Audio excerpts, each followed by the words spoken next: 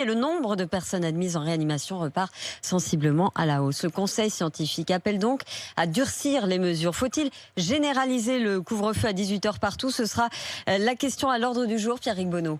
Ouais, c'est l'hypothèse la plus probable, Céline, que le gouvernement décide ce matin d'étendre le couvre-feu à 18h, soit à davantage de départements. Seulement 25 départements sont aujourd'hui soumis à ce couvre-feu avancé.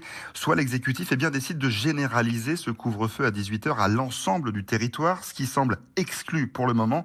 C'est un reconfinement national, même si le Premier ministre n'écarte pas cette solution dans l'absolu. On n'est pas dans l'extrême urgence, disait hier soir le président du Conseil scientifique, Jean-François Delfraissy, sur France 2. Pas d'urgence, mais il faut mettre un nouveau coup de frein à l'épidémie. Les chiffres sont qualifiés d'inquiétants et la crainte du gouvernement, Céline, c'est ce variant britannique effectivement plus contagieux. Selon le ministre de la Santé, il ne représente pour l'instant qu'1% des tests positifs en France. 1%, c'est effectivement environ 200 cas détectés par jour en France. C'est encore assez peu, mais l'exécutif redoute un emballement et veut éviter absolument la flambée que connaissent aujourd'hui le Royaume-Uni et l'Irlande. Et on apprend aussi ce matin que l'Allemagne va garder ses restrictions encore 2 ou 3 mois.